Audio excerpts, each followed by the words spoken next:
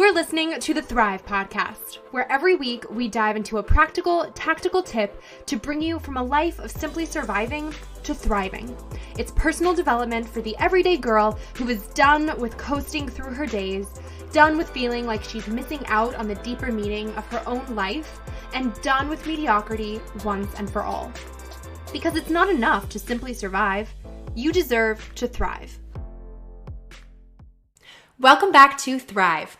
We're talking about the mess and the magic in modern motherhood today, so grab your mom friends to tune in. Tara Clark runs the popular Instagram account at Modern Mom Probs with so much real and relatable mom content.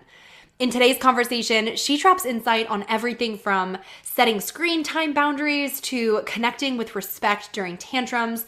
So I think you'll find yourself breathing a sigh of relief, knowing you are so not alone on all of the crazy, wild rides in your own motherhood journey. Stay tuned through this conversation, drop it 5 stars if you like what you're listening to, and without further ado, welcome Tara. Hey, thanks for having me. I know, it's funny. I know this isn't airing until a few weeks after, but we are recording this conversation the day after Mother's Day. So happy Mother's Day. Thank you. Happy Mother's Day to you, Erica. What did you do for Mother's Day? Oh, we just kept it super chill. We did brunch at my mom's house, and that was pretty much it. So really casual. How about you? My husband had to work, so it wasn't like making breakfast in bed kind of thing. It was just like a regular day. Okay, I also don't love the concept of breakfast in bed because I feel like I would just spill my coffee all over myself and then be upset. I agree. It's like, I don't want crumbs in my bed. Don't give me stuff that I'm going to have to clean out later. Exactly. I feel gross. But yeah, for those who don't know, Tara runs an incredibly hilarious and real Instagram account with over 600,000 followers called Modern Mom Probs, and she just released a book by the same name, Modern Mom Probs, a survival guide for 21st century mothers. So super stoked to have you here, but I don't want to steal your thunder. Tell us all about you. Oh, thanks. So I'm Tara. I am the mom to an 8-year-old son named Jack. And yeah, I'm the creator of Modern Mom Probs. And so I love to both create content and then post and share content that is both uplifting and funny. It's awesome. I think you do exactly that. And it's also funny that your son's name is Jack because I feel like every single little boy that I know in my life is named Jack. So I think that my daughter thinks that boys are just named Jack. Oh my God, that's so funny. And if you've ever watched Will and Grace, like there was a character, Jack, and he would always be like, just Jack. So like my son is an only child, right? So people are like, oh, well, like, you know, like tell me about your kids. And I'm like, oh yeah, it's just Jack. Oh my gosh. It's so you're missing my spirit fingers here, but like, I'm just going to tell you through the radio that it's just Jack with my spirit fingers. So fitting. Well, since it's called Modern Mom Probs, I think that's a good place to start. What do you think are some of the biggest problems facing modern moms today? It's a really good question. You know, it's funny. When I started my account, I really wanted to base it more on like first world problems. And that was like sort of like the whole concept behind it. But then like now here we are like 4 or 5 years later. And like we have like legit like probs now that we didn't necessarily have before, you know, like a global pandemic and all of that. And so it's this question is sort of a different question than I would have like answered, you know, 4 or 5 years ago. So some, I think, underlying probs that most moms tend to face now lately have been loneliness through the pandemic, especially loneliness for new moms who are stuck at home with their young infants. And so it always has been a problem, but it's only really been exacerbated through the pandemic. So that's one thing. Another prob I see a lot for moms of older children is screen time, trying to like manage the situation of like how much screen time is too much screen time. And so those are probably 2 really big ones. And then a third one now would be like working from home mom probs, right? So you're trying to do a Zoom call with a client and then like your toddler's like sitting on your shoulders or they need to go to the bathroom and they need a snack and all of those things. And so there's just so many things. There's so many more mom probs now, I think, than we had a couple years ago. Totally. And we're going to dive into all of that, but I'm so glad you also mentioned work from home because I completely, as a work at home mom myself, until my daughter just started preschool in April, Oh my goodness, I completely 100%, actually 1000% underestimated how hard being a work at home parent is. Like, holy moly, to a whole other level. Like, can't even. But Yeah. yeah. Can't even is exactly the best way. Just can't even.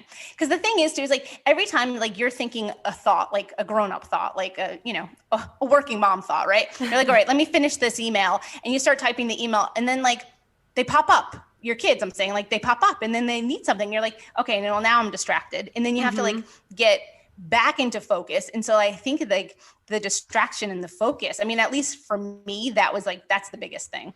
Totally. Or like you're typing that email and then Mickey Mouse Clubhouse is on in the background and then you find yourself signing off like, oh, if you've got ears, say cheers. And then you're like, wait, can't say that. Like, not appropriate. So, oh, it's crazy. Yeah, it's a lot of having theme songs stuck in your head all day too, I think. Yeah.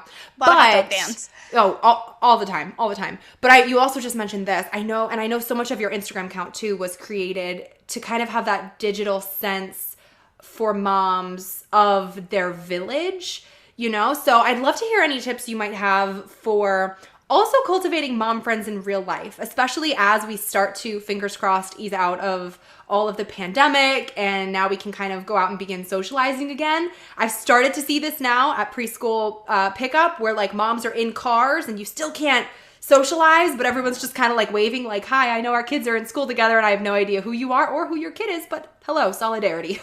Yeah, it's so tricky because, you know, historically I would recommend like go to the park, go to the playgrounds and you'll meet people there. But unfortunately, with the pandemic, it's been so hard. You know, like I keep hearing stories of moms who are trying to like approach other moms to be friendly. And then those moms like just straight up turn around and walk away because like you're not talking to people you don't know during the pandemic. And so that's been really challenging, making new friends, like I said, at the parks or the playgrounds. I think in the preschools, it's really important because I know that I remember when my son, he was in daycare for a little while as an infant, there was like one mom that I knew I wanted to be friends with her.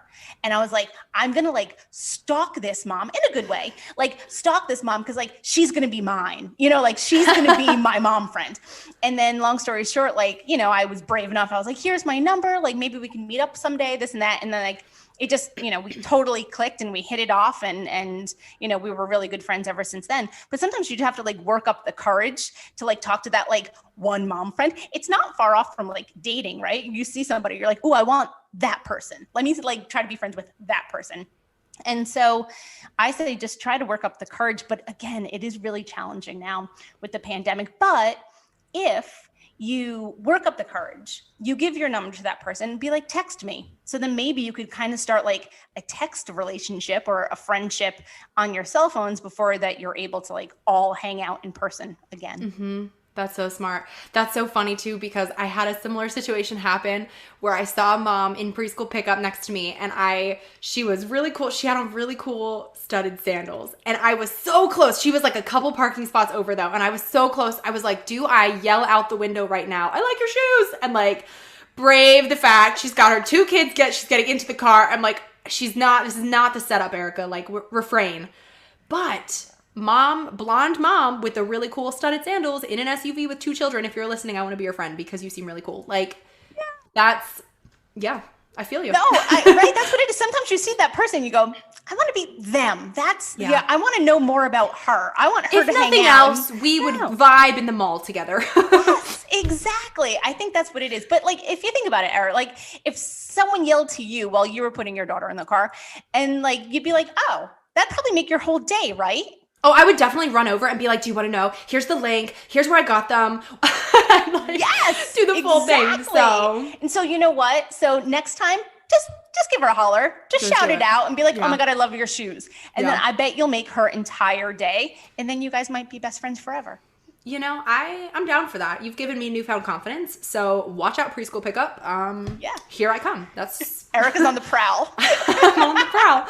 Oh my gosh. You also mentioned though screen time. Talk to me about this, because I know your son's 8, my daughter's 2.5, but like we're already, I think it's funny because before I ever had kids, I think maybe before we all have kids, we have this idea in our heads of, oh my gosh, I'm totally not going to do screens until they're this old, and then they're going to get 10 minutes max, and that's it. And then you reach a point where like something just shifts a little bit. And I would love your I would love your perspective on screen time, because I know it's hard when you're in the position of needing it or debating it for your own child for many reasons. So tell us about this. Yeah, you totally nailed it, because I think before everyone is a parent, they're like, no, my kid's not going to need that. They're just going to sit and read all the time. And you know, reading's wonderful, and I'm a huge fan of reading, obviously, but that's not always the case in, 2021. So what I like to tell parents to do is set boundaries around screen time, because I know a lot of times, especially with like toddlers and younger children, if you don't set the boundaries, they sort of turn into what I call the screen fiend. And then they're like kicking and screaming, not wanting to hand the phone back, not wanting to hand the iPad back. So the conversation you need to have with them, even before you hand over the phone or the iPad, is to say, let's set a timer. You could do it on Alexa or Google or whatever. Let's set a timer for 30 minutes. You could watch your videos, and then we're going to hand this back, and then we're going to go play a game, or then you could go flip through your book. And so it's really important to set those boundaries so that they're not surprised when you go, okay, game's over. Okay, shut your video off. Okay, turn off the iPad. So at least like you've had the conversation before going into it. And so that's like one of my biggest recommendations. Mm-hmm.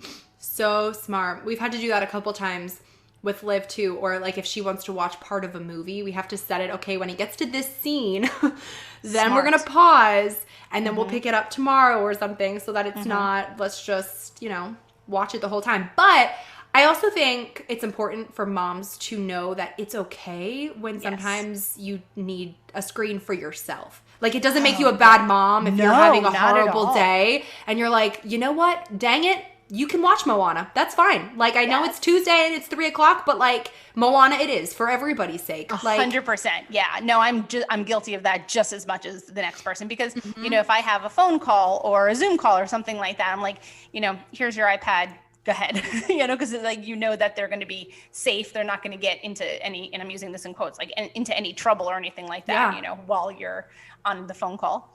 Yeah, that's been a big thing as a work-at-home parent. That was kind of like where my own mindset started to shift with it, because I was like, gosh darn it, if I have a call or if I have a couple of emails or something that have to get done, I can't necessarily rely on a specific toy, especially at this age, because if she all of a sudden can't figure something out, then I might have a tantrum in the middle of that too, where it's like, Mommy, I can't figure it out. So I'm like, sometimes you just need something that actually is going to have their attention for a dedicated amount of time. Like one episode of Mickey Mouse Clubhouse really can work wonders, I swear, because it just gives you're like, all right, I know I have 20 minutes where I'm going to be not interrupted, and it's okay. And it's, you need it. Puppy dog pals can be your best friend. Yeah.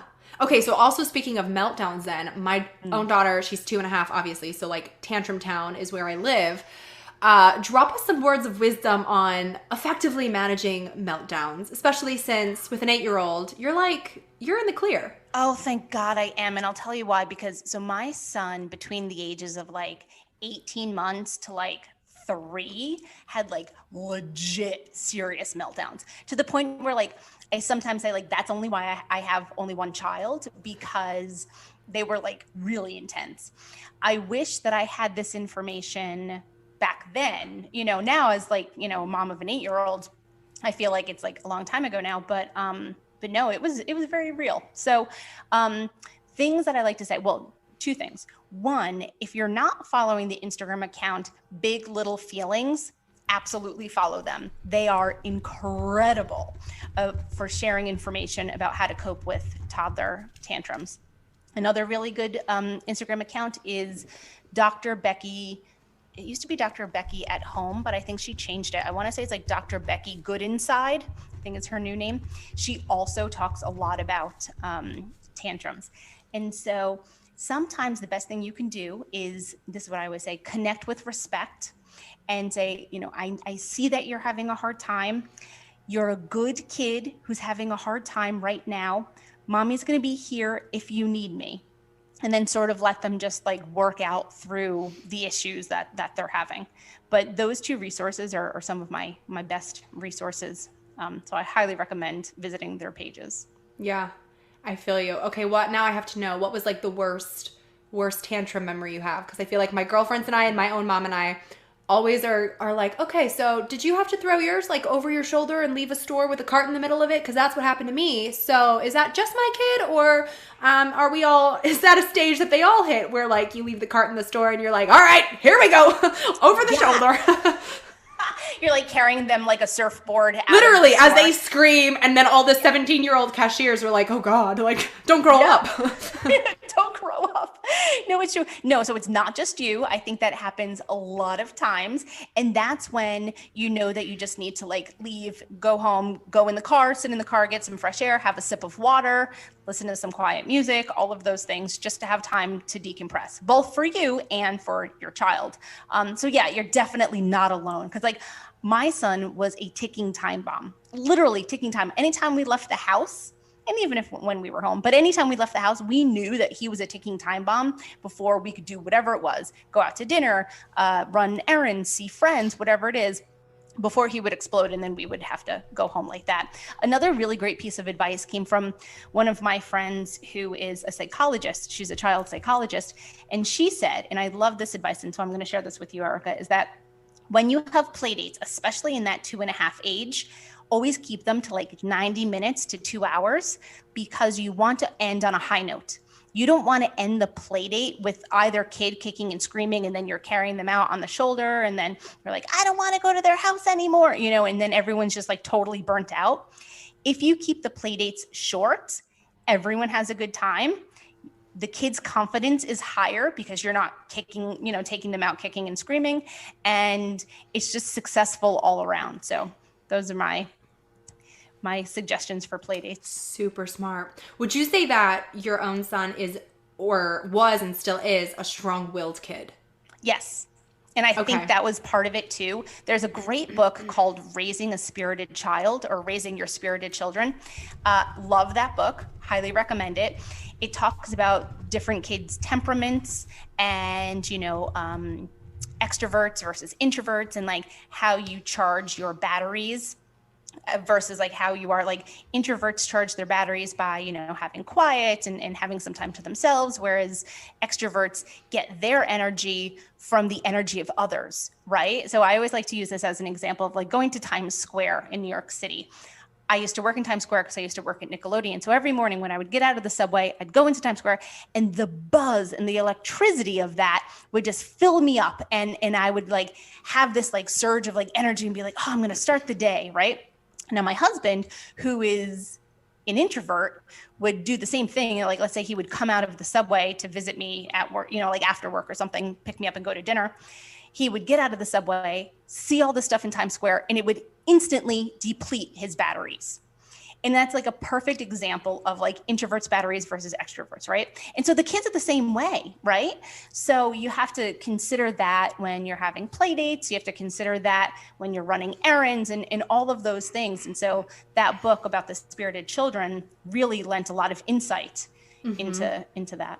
That's awesome. What's the best piece of advice you've received, I guess, along the way, or that you've figured out through experience in raising a strong-willed child and really like fostering that strength and remaining patient through the power struggle? Because I feel like that's like the biggest thing. Our daughter is so strong-willed, and I know a lot of moms who message me on Instagram are like, yep, my kid's the same way, where right from the bat, like there's I mean, everyone thinks their kid is special, and every kid is special, but like, you're like, okay, dude, you're a future leader. Like, you are strong-willed. No one's going to mess with you. This is awesome for you. And also for me down the road. But right now, white flag of surrender, like, holy mackerel. They're so like, I'm like, my kid's going to be a lawyer, or that's it. That's her option, because president. Right. I'm like, I distinctly remember the first time I was reading, I didn't read too many books or anything. I was like, I'm going to figure out my own kid as I go. And I distinctly remember, though, I knew how they would say, okay, give your kid options, option A or option B. And that empowers them and it feels great. And I remember the first time I did it and I was like, oh, honey, do you want this or this? And she looked at it and she was like, I could have been like, do you want apples or oranges? And she was like, I want grapefruit. And you're like, well, first of all, that's not on the spectrum of what we were talking about. Like she'll right off the bat, it's like options don't work, this things don't work. She's like, I know what I want, I know when I want it, and like here we go. So yeah, my son's the same way, Eric. So I totally understand about that, because like you say like apples or oranges, and he's like peas, and you're like, yeah, and you're like, actually not cool. No. So it took me years. I mean, literally, I've been doing this for a long time now, right? It took me years to really understand. And like I said, connect with respect. So sometimes you have to take a step back and acknowledge them for who they are, respect their opinions for what they are. And it's really hard to sort of like let go, but like to go into that whole like Elsa kind of thing, right? Like just let it go, because you are not going to change them. And you know what? You don't want to change them. You don't want to change her spirit. You don't want to break her spirit just because it makes it easier for us. Like sometimes that's the thing. You're like, oh, well, just listen, like, why won't you just like do like, but really you don't want her to in the scheme of life, right? And you may want her to put on like her socks because you guys are going to go to, and shoes because you're going to go to the park for that exact like moment in time. But for the long term of it, like I said, just take a step back, let it go, respect her for who she is, her choices, and she's gonna develop into that, and then it's gonna be beautiful and it's gonna be amazing. But it's really hard in the moment. You're like, oh, just put on your socks. Or, just pick the apples or the oranges. Just pick one, please. So yeah. I get it. But sometimes just walk away. That's actually my biggest advice. Sometimes just walk away. Yeah, I love that. How do you manage that? And since you also have an only child, this is, I think, probably a relevant question too. How do you manage that with the thought of, okay, you don't want them becoming someone who's always getting their way and never having dissonance, where then they grow up in the world thinking, I get my way on everything, and you like create a little monster along the way too. I'm like, I feel like siblings sometimes start to naturally help teach those lessons and they can figure it out between themselves. But like, I'm always thinking of that with Liv, since she's still an only child, where I'm just like, oh, like I want you to be strong-willed and still have this, but also I feel like I am the one responsible right now for also making sure that like you are well aware that you do not always get your way. Yeah, that's a good question. So I am also an only child. I'm an only child with an only child. And I have several cousins who are also only children, all of which are exceptionally successful people. Lawyers, people in finance, like, I mean, I wouldn't call myself successful, but I'm saying like my cousins. You are. Thank you. but I'm going to like, I'm going to rep my cousins right now. So like, super successful, super smart people. And they were all only children, and they don't think that the world revolves around them. And I don't think the world revolves around me either. So I think it's important to instill the concept that you are part of a family, and this family is a team, and we need to help each other out, whether it's to do chores, let's help mommy out do this, let's help daddy do this, let's help grandma and grandpa. And so that you're one of the team players in this team of a family. And I think that helps to frame it like that. Yeah, I love that. You mentioned the tip of walking away too. So now I want to know, what is another tip? Like if you had to just pick one tip that you think absolutely all moms should know.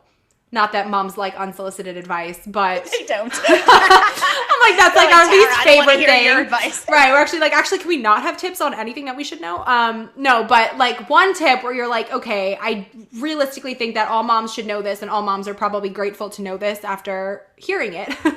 Yeah. What do you think it would be? Yeah. Oh gosh, there's probably so many. So definitely walk away. Like when you need a second, straight up walk away. People will say like, oh, count and this and that. Like, I don't even find counting as helpful. My son also, like, he was never big into the like, okay, count to 5. So you're not upset. Take a deep breath, belly breathing. Like he's not that kid. Right. So sometimes He just needs to walk away. I need to walk away. We'll come back and be like, you know what? I don't want to fight. Let's not fight. He actually said that yesterday, which I thought was like the sweetest thing ever. He didn't want to color like pictures for his grandma for Mother's Day. I mean, he did it, but very reluctantly.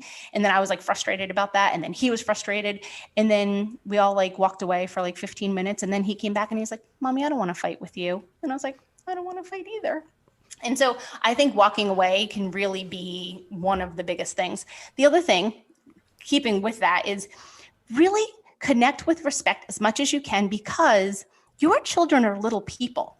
They have feelings. Just because they're smaller than we are and don't have the life experience that we do doesn't mean that they don't have opinions, doesn't mean that they don't have insight. In fact, in my book, I interview my son. It's one of my favorite chapters in the entire book. And I interview him. And what he said was, mommies should listen to kids more often. Because the mommies are always telling the kids what to do. But really, the mommies should just sit back sometimes and listen to what we have to say, because we have a lot of really good things to say. And so that would be my tip, is to really tune in with your kids and see what they have to say about things. Because they don't like being told what to do all the time. They really don't. And like, you don't want to be told what to do. I don't want to be told what to do. And they don't either. I think that's such good advice, and also so relevant, because I think sometimes as moms, as parents in general, we tend to project our own favorite things, our own wants and needs and whatever onto our kids, expecting them to just follow in our footsteps for everything. Totally. And I feel like I'm hyper aware of that, or try to be really intentional about that with parenting my own daughter, where it's like, it's like, as much as I want her to do certain things, I also am like, try to be super cognizant of, okay, but do you actually like that? Like, what do you want to do? And really trying to foster that so that she's her own little unique individual and not just a carbon copy of me. Yes, right, exactly. Because when my son was like 2.5, 3 years old, like we were saying, okay, we're going to do soccer and we're going to do this and we're going to do that and you're going to wear this and you're going to wear that. And then after a while, like you get so much pushback on that, because like, that's not who he is, that's not who he wants to be. If he wants to wear this, I let him, if he only wants to wear sweatpants, guess what? He's only going to wear sweatpants right now. It's not going to last forever, but it's going to last for right now. And like, that's okay too, and I agree with you 1,000%, Erica, about that, is that as a parent, it's so easy to be like, this is what you like. This is what you eat. This is what you wear. This is what you watch. But then sometimes they have to push back and be like, but I'm a person too. And like, I want you to hear what I have to say, and I want you to like hear what I want, what I like, and all of those things. Yeah. You mentioned your book. So tell us more about your book. Yeah. So it's called Modern Mom Probs, a survival guide for 21st century mothers. And in it, I talk about 99 problems. So I say we got 99 problems, but motherhood ain't one.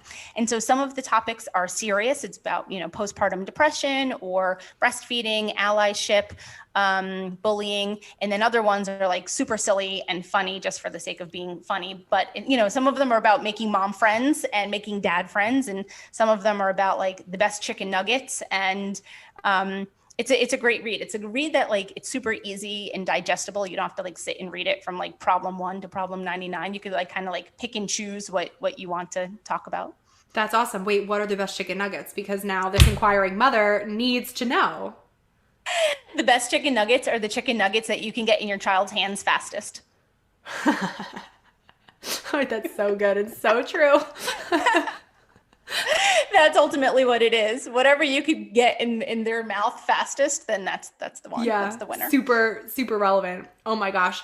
Okay, I also want to know, because I'm curious, what is one of the funniest things that has happened to you as a mom, and also one of the most mortifying? Ooh. One of the funniest things happened during the pandemic. When the pandemic hit, like there wasn't like a lot of like groceries and that kind of stuff. And so I was like, oh, and like the pizzerias were closed. And I was like, oh, let's make like pizza as a family. And so, people were all making sourdough bread and all that kind of stuff, online. I'm like, I could do this. I totally got this. So I look in my pantry and I'm like, okay, what do I have? Well, I don't have flour, but I do have like tomato sauce. So I used pancake mix to make pizza, and like it looked good. Like we made the dough, and like as a family we're like, oh yeah, we're doing this, so like Pinteresty. And so we make it looks beautiful. I put it in the oven, it bakes, take it out, and I like cut it with the pizza roller, and like we each try to eat it. And it's like the single nastiest food you could ever imagine. It was this, if you could think of like, it was almost like a cookie with like tomato sauce and cheese. It was like a pizza on a cookie. It was so bad. It was so bad. And so my husband always tells me like, and he's right about this, that like, I get these ideas in my head. Like I want to make the magic. I'm like, oh, I'm going to be like, we're going to make the magic as a family, but I don't always have like the right components to do that. And so that was like a prime example when like I didn't have the right components for my pandemic pizza. It was like my pandemic pancake pizza. It was so nasty. Do your pancakes normally come out like cookies too, or was that unique to the pizza? It was unique to the pizza. That's what's funny. I'm like, but how did the pancake mix turn out like a cookie? Because we like really cooked it in the oven. Yeah. You know, if you can imagine, no. it's like really in the oven. And then it had the cheese and the tomato sauce. Like it looked beautiful. It had like fresh, like maybe, did it have fresh basil? It may have had fresh basil. Like it had all the right components, except that it was pancake flour and not like actual flour. That could be one of the biggest disappointments as a mom, when you have this idea for like this magical thing and you're like, I have got the perfect idea. This is going to be the most fairy tale afternoon together. And then something goes wrong. And that in and of itself is like where you just jump off the cliff and you're like, I'm done, because happens to me all the time, Erica. Happens to me like so often that now it's like a running joke between my husband and I, because then so that was in like, you know, last spring or whatever. Then around Christmas, I was like, oh, I'm going to do gingerbread houses. So I look in the pantry and I was like, what do I have to make gingerbread houses? I have like a fraction of the things required to make gingerbread houses, but I'm like, yeah, no, we're going to do it. Did it. It was a disaster. And then around Easter, I was like, oh, we're going to dye eggs. Because again, want to make the magic. Didn't have nearly any of the things that I needed. The only thing I did have was like the eggs. And I was like, all right, we're going to make the magic. And my husband's like, why do you keep doing this? I was like, because I want my child to have a nice childhood. And then it escalates though. And if it doesn't happen, you're like, I'm a bad mom. And it's like, yeah. No, you just know you're not a bad mom. You just need to go food shopping sometimes. Oh my God, exactly. Well, Tara, it's been so good having you on Thrive. I want to close out by asking you 2 questions that I ask every guest, and that is, what does thrive mean to you? And how do you strive to thrive in your everyday life? I love that question. I do. And I love that everyone's going to have like a totally different answer. Yeah, it always amazes me. All the answers are completely different. Yeah, I think thriving is being effective in the different roles. I always talk about the fact of like, there's no such thing as like work-life balance, because if one thing is balanced and the other thing's going to be unbalanced. And so like just crush that concept altogether. So I strive for effectiveness. And so like, if I'm being a really effective mother one day, I'm hitting all my right points, you know what, guess what? I'm doing the eggs correctly. I'm doing the gingerbread houses correctly. We're making the magic. I'm making the pizza. You know, I'm being present with my child. Like, all of those things are being effective. And then as far as like, you know, from a work perspective, if I'm being an effective business owner, then I'm doing the right things. You know, I'm answering the emails, I'm on the client calls, all of that kind of stuff. So I think effectiveness has a lot to do with thriving. And then also taking care of myself. You know, if I don't, you know, work out or drink enough water, and then I kind of feel like garbage, then I'm over caffeinated, which I love I love being caffeinated, but I don't want to be over caffeinated. You know, there's like that delicate line where like you're feeling really good, but if you have like that next cup of coffee, then you're like, yes, exactly. Totally. Yeah. No, I love that. I think it's so good. So tell everybody where they can find you online. Obviously at Modern Mom Probs is like the key, but tell us where we can find you online and where everyone can grab a copy of your book. Yeah, absolutely. So on Instagram, I'm Modern Mom Probs. On my website is www.modernmomprobs.com. And you could find the book on Amazon, Target.com, Walmart.com, BarnesandNoble.com. Pretty much any website that sells books, you can find the book. Wait, before you go, make sure you're subscribed to never miss an episode of Thrive. Drop 5 stars on your way out if you like what you just listened to, and come join the party on Instagram at thrive.podcast to stay inspired and thriving all week long. Thanks for tuning in. It's your time to thrive.